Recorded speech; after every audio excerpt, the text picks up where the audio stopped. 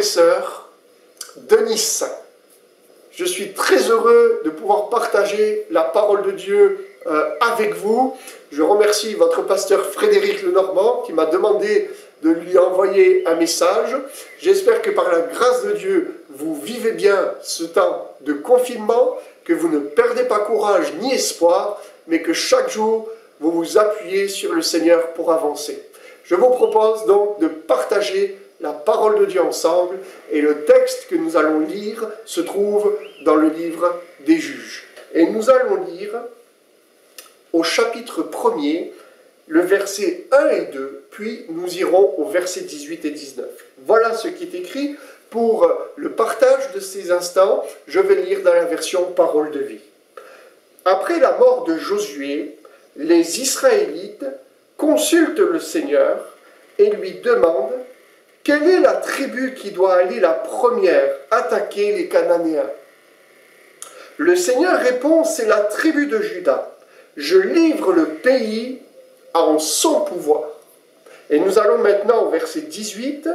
Ensuite, les hommes de Juda prennent Gaza, Ascalon et Écron avec les territoires voisins. Verset 19. Le Seigneur lui-même est avec eux et ils prennent la région montagneuse. Pourtant, ils n'arrivent pas à chasser les habitants de la plaine parce que ceux-ci ont des chars de fer. Amen. Voilà le texte que je vous propose de méditer. Ces quelques versets, on a fait une lecture assez courte, mais nous allons voir ensemble que ces textes nous amènent dans une véritable profondeur de la vie chrétienne. Je ne sais pas vous, mais en lisant ces textes, il y a une sorte d'incompréhension qui vient dans notre cœur. Quelque chose que nous ne comprenons pas trop. On voit que Dieu donne l'héritage aux tribus d'Israël, son peuple. On voit qu'il s'adresse à Juda en premier en leur disant « Mais allez-y, je vous donne le pays ». Et lorsque c'est le tour de Juda de rentrer en possession, nous voyons qu'il mène une bataille, il va la gagner, mais pas entièrement. Il y avait un problème. Il n'a pas pu aller jusqu'au bout de la victoire. Pourtant, en lisant, on s'aperçoit qu'en définitif, il y avait tous les ingrédients nécessaires, si je puis m'exprimer ainsi, pour obtenir la victoire. Dieu était avec eux, c'est bien sûr la première des choses. Juda, il nous est présenté comme une tribu avec des hommes forts, vaillants, qui savaient aller au combat. Bien sûr, c'est important. Et la troisième des choses qu'on pourrait soulever rapidement, c'est que Juda avait les promesses de la part de Dieu. Ils ne partaient pas au combat sur leur propre initiative, avec leur propre raisonnement, mais c'était appuyé, bien évidemment, sur la parole de Dieu. On s'aperçoit donc qu'ils y sont allés, mais il y a eu un problème. Il y a eu un problème, et la Bible nous dit clairement quel a été ce problème. Ils n'arrivent pas à chasser les habitants de la plaine, parce que ceux-ci ont des chars de fer. La raison de leur échec est clairement exprimée, c'est Juda. Il ne s'agit pas du Seigneur qui n'a pas été au rendez-vous. Il ne s'agit pas d'un oubli de l'éternel Dieu qui n'a pas été présent au moment de la bataille. Non, le Seigneur était là. C'est Juda. C'est eux qui n'ont pas réussi à faire ce qui leur était demandé. Et ce qui est souligné, bien évidemment, c'est les chars de fer. Un redoutable instrument qui était là dans le camp de l'ennemi. Et pour Juda, c'était trop. Ils n'ont pas pu vaincre cela. Ça fait qu'ils ont dû cohabiter, faire une sorte de compromis avec ce que Dieu avait prévu et le résultat final. On pourrait arrêter notre réflexion maintenant en nous disant qu'après tout, c'est normal. À leur place, on n'aurait pas fait mieux, on serait allé aux batailles, au champ de bataille, on y serait allé plein de force, plein de zèle, et peut-être qu'en voyant ces chars de fer, on aurait dit non, là c'est trop difficile, on va se contenter de ce que nous avons déjà. Mais en fin de compte, en regardant la parole de Dieu et en examinant le texte, frères et sœurs, on s'aperçoit que le problème numéro un dans ce que la tribu de Juda est en train de vivre, ce n'est pas le problème des chars de fer. Il y a un autre problème qui est lié à Juda, au cœur de la tribu. Un problème qui nous intéresse aussi parce que nous sommes tous confrontés à cela. C'est un problème de foi, un problème de confiance dans la parole de Dieu, dans l'œuvre du Seigneur, ce qu'il veut manifester au travers de nos vies. On peut tous être concernés par cela. Nous ne sommes pas là pour nous sentir meilleurs qu'eux, bien évidemment, mais ce qu'il y a d'important de souligner, c'est que le Seigneur met en lumière cela pour nous amener justement à rester fermes et à persévérer et aller jusqu'au bout de ce qu'il nous donne de faire. Un des versets, mais les paroles du verset qui doivent retentir dans notre cœur, c'est ce détail important souligné par le Saint-Esprit où il nous est dit que le Seigneur était avec Juda. Le Seigneur avait pris part personnellement à cette bataille. Vous savez, aujourd'hui, nous qui sommes le peuple de Dieu, il y a dans nos cœurs une conviction profonde, quelque chose qui est gravé au plus profond de nos vies, au plus profond de notre âme, c'est que Jésus-Christ est avec nous. Il a dit, ce sont même ces paroles qu'il répète, dont il est question dans la parole de Dieu d'une manière extraordinaire, où il y a ce rappel incessant de la présence de Dieu dans nos vies. Et Jésus l'a dit, c'est pour nous encourager, parce qu'il savait que dans nos vies de tous les jours, dans notre quotidien, nous avons des batailles à donner, et ce sont des batailles qui ne sont jamais faciles. Notre ennemi, nos ennemis, les circonstances de nos vies sont bien équipées, il y a des chars de fer en face de nous. La présence de Dieu est là, mais ce texte, à l'image de ce que la tribu de Juda a vécu, nous apprend et met en lumière un principe, une réalité spirituelle importante, c'est qu'il y a une différence entre la réalité de la présence de Dieu dans nos vies et la manifestation de notre foi, frères et sœurs. C'est une chose que de dire et de proclamer « Dieu est avec nous ». C'en est une autre que d'avoir une foi vivante qui prend part à la réalité de Dieu dans notre vie et qui nous amène à œuvrer, nous mettre en mouvement, en action, en accord avec ce que Dieu nous demande pour remporter, pour aller prendre la victoire et cela jusqu'au bout. Ne pas nous contenter, frères et sœurs, de 50% de la victoire, de 60-70%. Le Seigneur est en train de nous encourager en nous disant « Mes enfants, bien-aimés, frères et sœurs, allons jusqu'à 100% de la victoire que Dieu veut nous donner. » Je pourrais le dire d'une autre manière. C'est une chose, le fait que Dieu s'engage pour nous et avec nous, c'en est une autre, que de ne pas mettre notre foi en action, de rester en retrait dans ce que Dieu fait pour nous. Il ne faut pas que notre foi, en un mot, soit inactive. Et c'est ce que ce texte nous apprend. En parcourant la parole de Dieu, nous pouvons nous arrêter sur un homme particulièrement, puisque nous l'avons cité au chapitre 1er, verset 1er de ce livre des Juges. Il nous est parlé de la mort de Josué, et quel homme de foi a été ce Josué. Et notamment, dans un texte particulier, Josué va lui aussi parler des chars de fer. Il s'adressera à la famille de Joseph. Ce texte se trouve, et je le lis pour vous, dans Josué chapitre 17, verset 18. Je lis toujours dans la version Parole de vie. Josué dira, vous aurez aussi toute la montagne, toute la région montagneuse, couverte de forêts, vous la défricherez, vous l'occuperez entièrement. Les Cananéens ont des chars de fer, et ils sont puissants, mais vous réussirez à les chasser. Quel texte extraordinaire, quel encouragement, quelle parole de foi il est en train de donner à la famille de Joseph. Oui, vous aussi, il y aura des batailles. Les Cananéens, ils sont puissants, c'est une réalité. Ils ont des chars de fer, c'est une réalité, mais vous allez réussir à les chasser.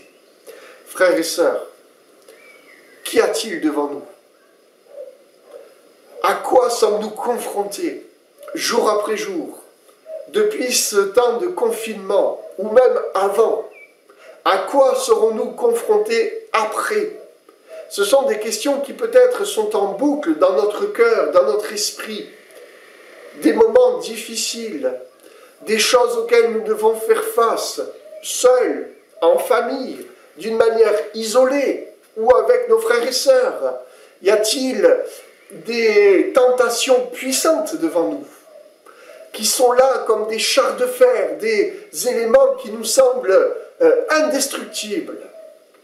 Dieu nous rappelle que nous pouvons les chasser, nous pouvons triompher d'eux. C'est cela le cœur de ce message. Des choses qui nous semblent intouchables même, des choses qui nous semblent inatteignables parce que c'est trop fort pour nous.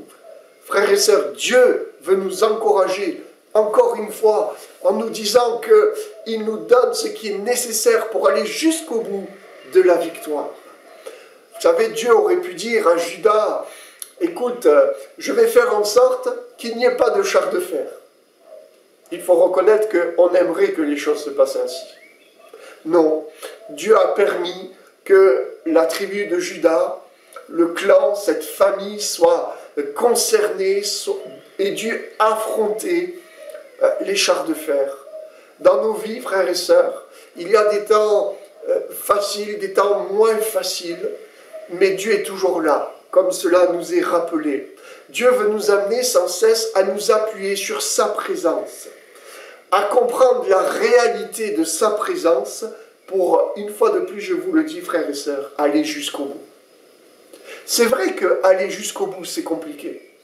Nous devons persévérer, nous devons prendre courage à chaque instant, nous devons lutter à chaque instant, ne point nous relâcher. À certains moments de notre vie, nous sommes là et on a cette pensée qui nous fait dire, mais quand est-ce que ça va s'arrêter? Et lorsque le découragement vient nous saisir, on a envie de tout laisser tomber, de nous satisfaire des 20% de victoire. Mais Dieu est là en nous disant, non, mes enfants, mon fils, ma fille, allez jusqu'au bout. La vie chrétienne, vous savez, c'est une vie qui doit être pratique, très pratique. C'est une vie où nous devons manifester une foi vivante, une foi agissante, comme l'apôtre Paul nous le rappelle dans Galates chapitre 5, verset 6, où il nous amène à comprendre que la foi est active, et une des valeurs de la foi, une de l'activité de la foi, c'est l'amour. Mais pourquoi parler d'amour maintenant? Parlons plutôt du combat spirituel, parlons plutôt de la prière. Mais il me semble, une fois de plus, que ce texte du livre des Juges nous amène dans une profondeur de la vie chrétienne où, oui, en tant que disciples, nous devons comprendre que l'amour est important, l'amour pour nos frères et sœurs, mais l'amour pour notre Dieu. Vous savez, aimer notre Dieu, bien sûr que c'est lui obéir. Bien sûr que c'est de le suivre, de marcher sur ses pas. Bien sûr que c'est de porter notre croix, de renoncer à nous-mêmes jour après jour. Bien sûr que c'est de savoir se repentir, être humble, toutes ces vertus, tout ce qui est à notre disposition en tant qu'enfant de Dieu pour rester sur le chemin. Oui, c'est cela aimer notre Dieu. Mes frères et sœurs, j'aimerais vous rappeler, avec humilité bien sûr, que aimer Dieu, c'est aussi lui faire confiance. C'est aussi avoir cette foi vivante qui nous permet de rester stable, d'être inébranlable et de savoir aller jusqu'au bout de ce que Dieu nous donne, de ce que Dieu met à notre disposition, parce que ça le glorifie quand nous agissons ainsi. Avoir cette foi vivante, cet amour pour notre Dieu, c'est manifester cette foi pratique, encore une fois cette foi vivante, et c'est cette foi vivante, frères et sœurs, qui nous permet de triompher du monde. C'est ce que nous rappelle l'épître de Jean au chapitre 5. Et il faut reconnaître, frères et sœurs, qu'aujourd'hui, beaucoup de choses dans le monde, autour de nous, sont là, œuvrent pour mettre à mal cette foi vivante, cette foi véritable que nous avons dans notre cœur. Pour nous faire basculer vers une foi sentimentale, vers une foi religieuse, vers une foi qui est presque éteinte, et nous faire manquer ainsi les victoires, ce que Dieu a prévu, notre héritage, ce que Dieu a prévu pour nous. Un des points dont le monde se sert, dont l'ennemi se sert pour mettre à mal notre foi, et c'est ce que nous révèle aussi ce texte du livre des Juges, c'est la peur. Les chars de fer, la peur, la tempête. On se rappelle l'attitude de Pierre lorsqu'il a commencé à marcher sur les eaux, le vent, les éléments qui se déchaînent, la peur. La peur vient comme nous voler les victoires. La peur vient comme nous voler notre stabilité, notre position en Christ. Et frères et sœurs, la peur aussi nous amène immanquablement dans l'incrédulité. J'aimerais peut-être faire une petite parenthèse sur l'incrédulité. L'incrédulité, frères et sœurs, ce n'est pas ne pas croire que Dieu est là. Judas savait que Dieu était avec lui. C'est écrit.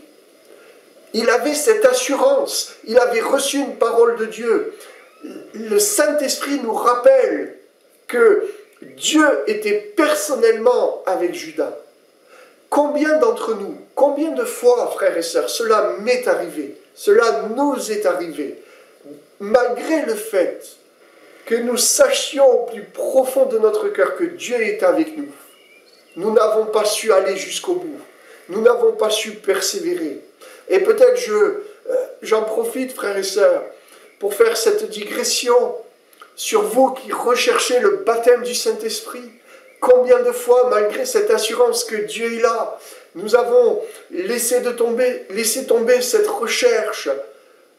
Nous avons mis de côté cela parce que ça nous semblait être trop dur, trop lointain. Ça nous semblait être que pour les autres. Non, frères et sœurs, je veux vous encourager. Chez vous, priez, recherchez, attendez-vous à Dieu. Et je suis sûr, parce que c'est la parole de Dieu qui nous le dit, que Dieu vous visitera, vous baptisera du Saint-Esprit. Parce que Dieu nous le dit, c'est une promesse. Dieu donne le Saint-Esprit, pas à n'importe qui, c'est une réalité, à ceux qui lui obéissent. C'est ce qui nous est rappelé dans le livre des Actes. L'incrédulité qui touche le peuple de Dieu, ce n'est pas une incrédulité qui nous fait croire que Dieu n'est pas là uniquement, ça peut, mais elle est beaucoup plus subtile que ça. L'incrédulité qui peut parfois être là, nous toucher, qui se manifeste au travers de la peur que nous pouvons avoir, nous amène à considérer ce qu'il y a en face de nous, ce que nos yeux regardent. Et c'est là où ça devient compliqué. L'incrédulité dont peut-être nous pouvons être touchés en tant qu'enfants de Dieu, c'est de nous amener à dire que ce que Dieu nous demande, nous ne pouvons pas le faire. Dieu a dit à Judas, vas-y. Non, Seigneur, c'est trop dur. Dieu nous dit qu'on peut tenir dans la sainteté. Nous, on dit non, c'est pas possible. Dieu nous dit que je peux arrêter certaines dépendances. Nous, on dit c'est pas possible. Dieu nous dit que je peux arrêter de manifester de la colère, de l'animosité, de l'amertume, le non-pardon, etc. Dieu nous demande des choses, mais nous, par peur, par rapport à ce que nous voyons, ce que nous ressentons, on se dit non, c'est pas possible. On se contente de 50%, 20%, 30% de la victoire et de la bénédiction que Dieu a pour nous. L'incrédulité qui peut nous toucher, nous, en tant qu'enfants de Dieu, c'est de dire que ce que Dieu nous donne, jour après jour, n'est pas suffisant pour tenir bon. C'est de dire et de penser qu'après tout, Dieu, sa nourriture, n'est pas suffisante. C'est ça aussi de l'incrédulité. L'incrédulité qui peut nous toucher, nous, en tant qu'enfants de Dieu, c'est de dire que sa parole n'est pas suffisante pour nous mettre à l'action, pour nous amener à nous mettre en œuvre, pour rentrer dans les bonnes œuvres que Dieu a prévues pour nous. C'est de dire aussi que sa parole n'est pas suffisamment solide pour que nous puissions nous appuyer dessus et aller jusqu'au 100% de la victoire. Frères et sœurs, nous sommes tous touchés par ces choses à un moment donné ou à un autre de notre vie, de notre marche chrétienne. J'aimerais vous encourager et vous rappeler, vous dire que l'incrédulité, elle doit être déplacée, jetée dans la mer. L'incrédulité n'a pas de place dans notre cœur, ne doit pas avoir de place dans notre cœur. Nous devons la chasser pour laisser toute la place à la parole de Dieu et à ce que Dieu nous dit. Vous savez, frères et sœurs, Dieu n'a pas changé. Aujourd'hui encore, Dieu a des bénédictions, je pourrais le dire différemment, Dieu a un héritage pour ses enfants. Et aujourd'hui encore, Dieu nous dit, vas-y. Comme il a dit à Judas, je t'envoie en premier. C'est toi qui vas y aller. Frères et sœurs, nous, peuple de Dieu, c'est à nous de prendre les bénédictions que Dieu a pour nous. C'est à nous, parce qu'au travers de cela, Dieu veut que nous puissions bénir les autres. Au travers de cela, Dieu veut que nous puissions répandre sa vie, sa gloire, témoigner autour de nous de ce qu'il a été capable de faire. Oui, frères et sœurs, que nous puissions regarder ces chars de fer qui sont là devant nous et proclamer que Dieu nous donne la victoire sur cela. J'aimerais peut-être m'adresser à vous qui avez des problèmes avec la sensualité. Dans ce temps de confinement, vous savez, j'ai lu dans les informations que la fréquentation des films, des sites pornographiques avait explosé. Peut-être vous qui allez regarder cela êtes concernés par cette dépendance terrible. J'aimerais vous encourager à regarder ce char de fer devant vous et en disant que Dieu veut vous donner la victoire à 100%. Peut-être vous avez d'autres dépendances. Peut-être certains sont pris par l'alcool. Peut-être d'autres sont pris par d'autres choses. Par l'angoisse, par l'incertitude, la peur du lendemain. Il peut y avoir tellement de choses, frères et sœurs. Dieu, au travers de ce texte, nous dit que s'il nous envoie, c'est parce qu'il nous donne ce qui est nécessaire. Dieu nous dit que peut-être, oui, ça va être difficile, mais il a vaincu le monde. Et la foi qu'il nous donne, qu'il a déposée dans nos cœurs, et cette mesure suffisante qu'il nous a donnée pour que nous puissions aller jusqu'au bout de ce qu'il a mis devant nous sur notre chemin. Frères et sœurs, regardons ensemble ces chars de fer. Disons-leur de partir dans le nom de Jésus. Que Dieu nous donne la victoire. Que Dieu vous donne la victoire, frères et sœurs.